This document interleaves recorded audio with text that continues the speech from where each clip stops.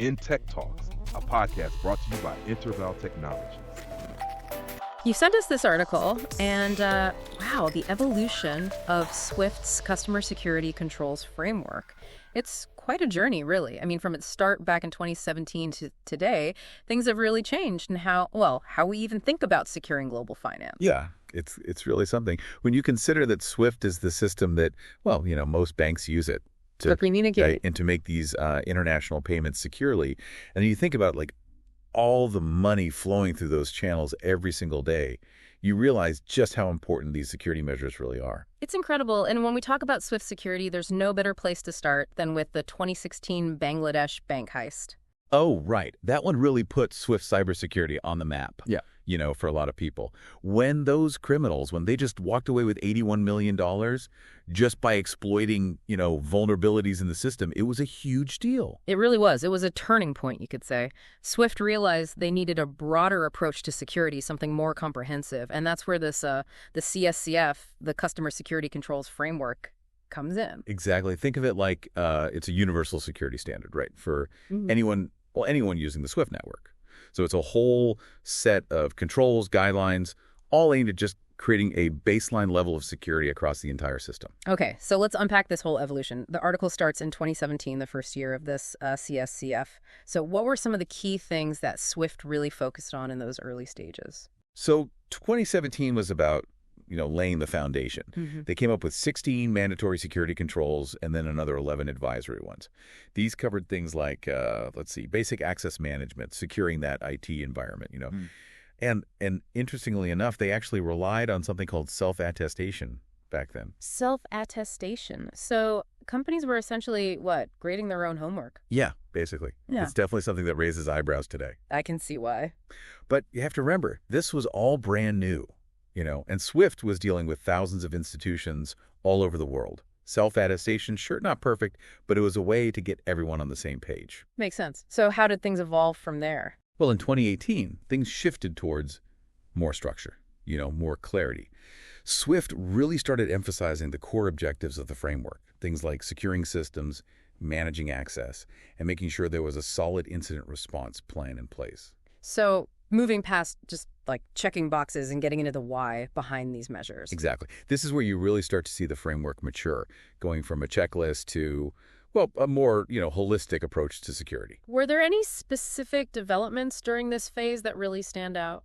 Well, one thing that kind of foreshadowed the changes that were coming later was how SWIFT started to transition some of those controls from optional to mandatory. It shows how this framework is meant to adapt. It's like a puzzle, and it's constantly shifting, and SWIFT has to stay one step ahead, right? Yeah, exactly.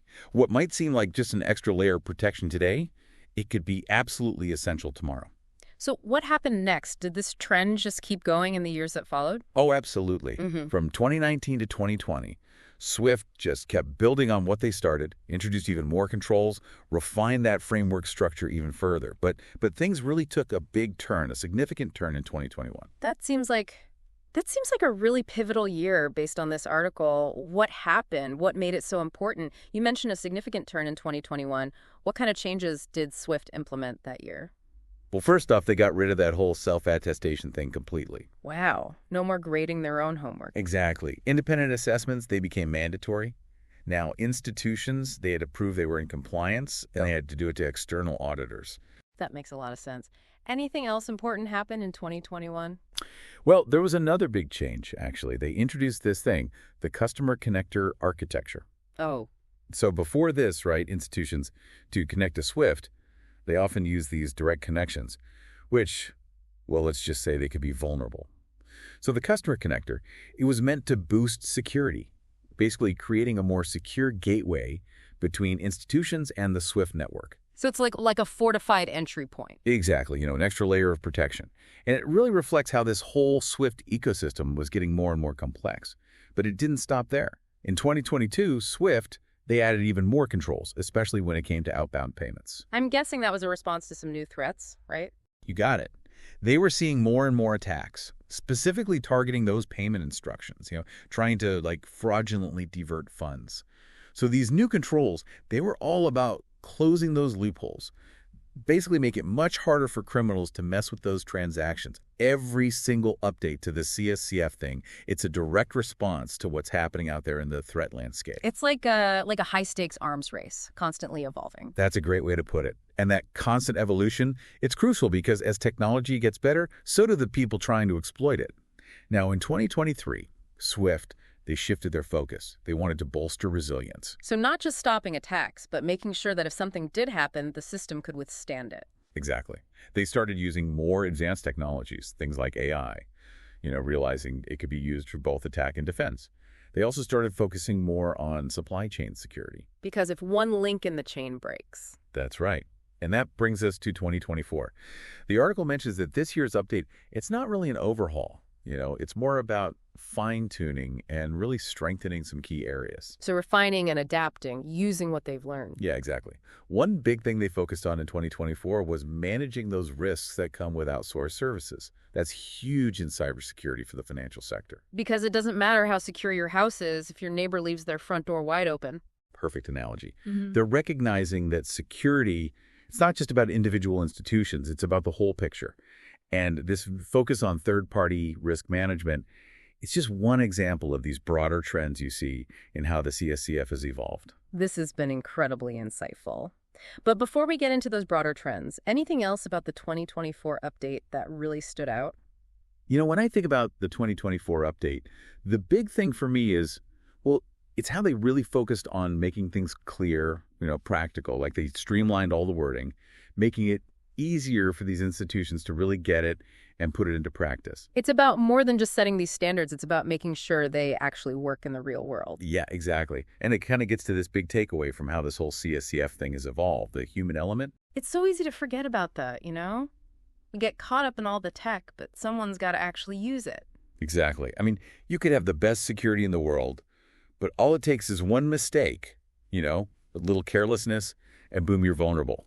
That's why SWIFT keeps hammering home this training, security awareness. It's a good reminder for everyone. We're all in this together, right? Cybersecurity, it's a team effort. Couldn't have said it better myself. Yeah. And then there's just the whole constant adaptation, What I find so interesting here is that what we're seeing with the CSCF, it's happening everywhere in cybersecurity. More and more reliance on these third-party vendors. Attacks are getting sneakier, more complex. Like that constantly shifting puzzle we were talking about. Exactly. Yeah. Which makes you wonder, what's next? What are the threats SWIFT is going to have to deal with down the line? That's the million-dollar question, isn't it? Quantum computing, AI-powered attacks, maybe stuff we haven't even imagined yet. The future of cybersecurity, it's a wild ride. No doubt about it. But one thing's for certain, SWIFT's customer security controls framework is going to keep changing right alongside those threats. And on that note, we come to the end of our deep dive into SWIFT's cybersecurity framework. Hopefully this gives you a better sense of not just how it's changed, but why it matters so much. It really highlights just how interconnected our digital world really is and how important it is to stay vigilant. If you're interested in learning more about cybersecurity, well, head over to the Deep Dive website. We have all sorts of resources, articles, you name it, all sorts of fascinating topics. And let us know what you'd like us to cover. Send us your suggestions for future deep dives. We'd love to hear from you. Until next time, stay curious and stay safe. In Tech Talk, a podcast brought to you by Intervalle Technology.